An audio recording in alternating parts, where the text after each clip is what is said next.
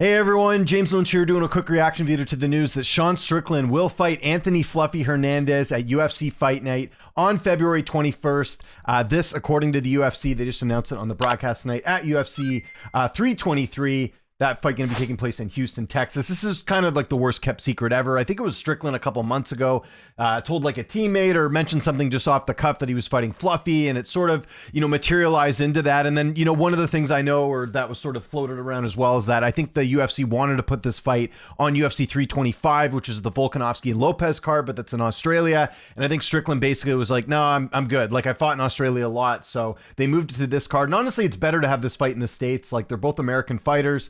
It's a good matchup. Makes a lot of sense as far as the division goes. If you look at the middleweight division right now, Anthony Fluffy Hernandez, remember, was supposed to fight Reinier de Ritter in Vancouver back in October. Ends up pulling out of that fight due to rim injury. They're 3-4 fighting each other. Definitely don't mind this at all. Quick tail of the tape between these two now that we got a chance to talk about this fight since it's official. Sean Strickland's 34 years old. He's 6'1" with a 76-inch reach. Anthony Fluffy Hernandez is younger. He is 32.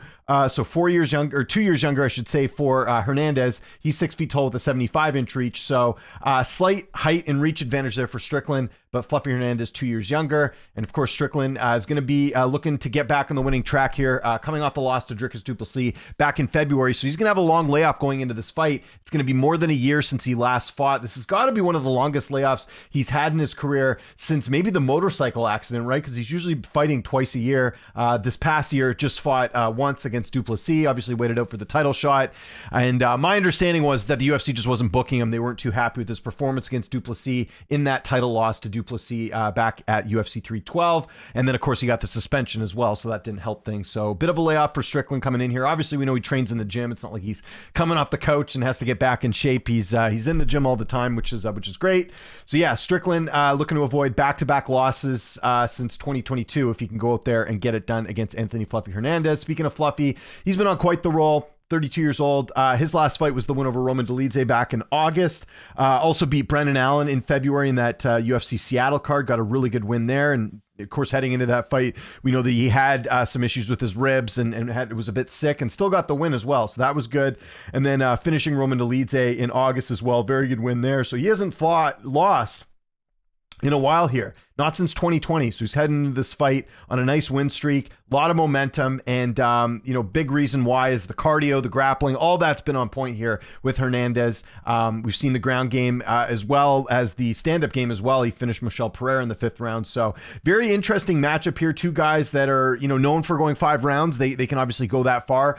Strickland very durable, tough to finish. I think the last stoppage loss for Strickland would have been the Alex Pereira loss where he got knocked out. So you look at most of these fights, Strickland is a guy that's tough to take out. So that'll be interesting to see if Hernandez can do that.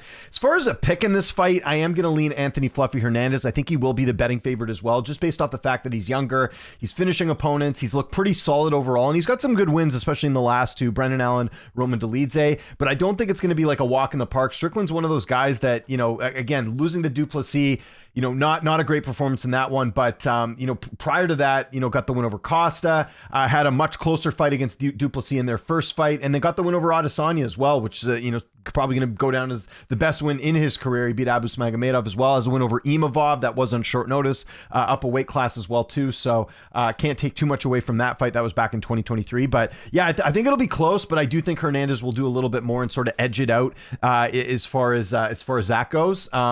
Just in terms of doing a little bit more, being a little bit more active in the fight. One thing with Hernandez too, that's to his credit as well. Not that I think he's in any danger of doing it, but you look at Hernandez, just the one knockout loss, one submission loss. Strickland, not much of a finisher. That's where I think, because Fluffy's got the 5-round cardio, it'll be interesting if it does end up hitting the scorecards there. So that's something to kind of consider when it comes to this matchup and everything else. And let's talk about the implications of this fight. If Hernandez wins this, I think he's got a case for a title shot.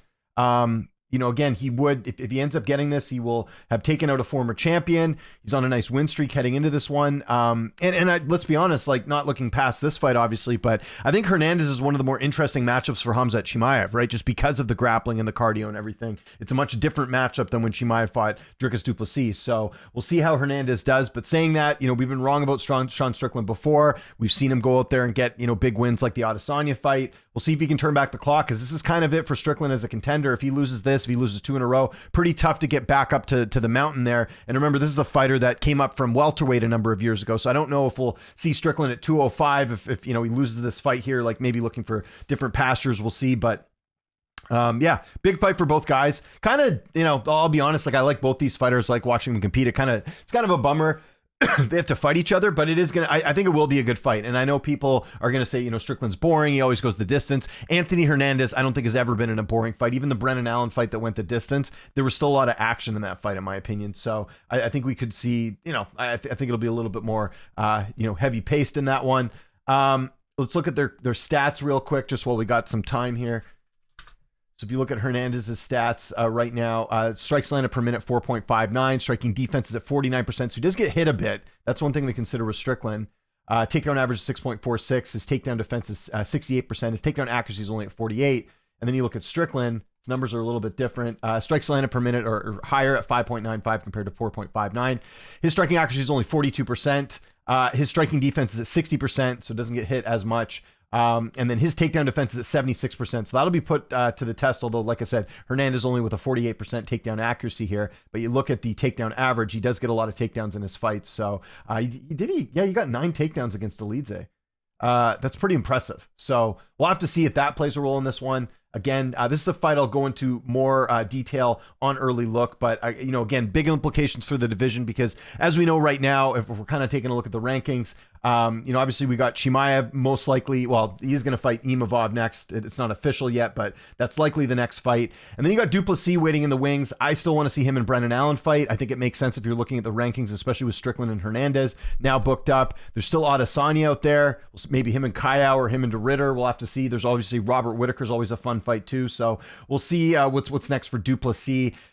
Might end up, I don't know what they're going to do there because, he sort of said in that interview, right, he wants big fights. I mean, who's a big fight in this division that's, on the list? Does DeRitter fit that bill as like a big fight? I think an Adesanya rematch technically would be bigger, but I don't know if everyone wants to see that. So we'll see. I'm sure we'll get some matchups figured out here in the next little bit as they're matching up the division right now. Things are certainly going to get interesting at 185 with this matchup, and good to see things moving. And hopefully it's, more activity for Strickland in 2026. Because like I said, he just had the one fight in 2025. And I think Fluffy Hernandez, definitely someone to watch for. I think, I think a lot of people do want to see that fight with him and Chimaev at some point. So whether it's, after this fight or beyond, we'll have to see what happens there. But yeah, Sean Strickland, Fluffy Hernandez going down on that Houston card. That's the only fight that's been announced for that event yet. So we'll kind of keep tabs on that. Neither guy from Texas, but hey, going to be a good fight and good main event here for both guys. So I want to know what you guys think in the comment section below. Was this the fight to make? What's your early prediction? Follow me on Twitter, TikTok, Instagram, @Lynch on Sports. My name is James Lynch. Thanks so much for watching, and I'll see you next time.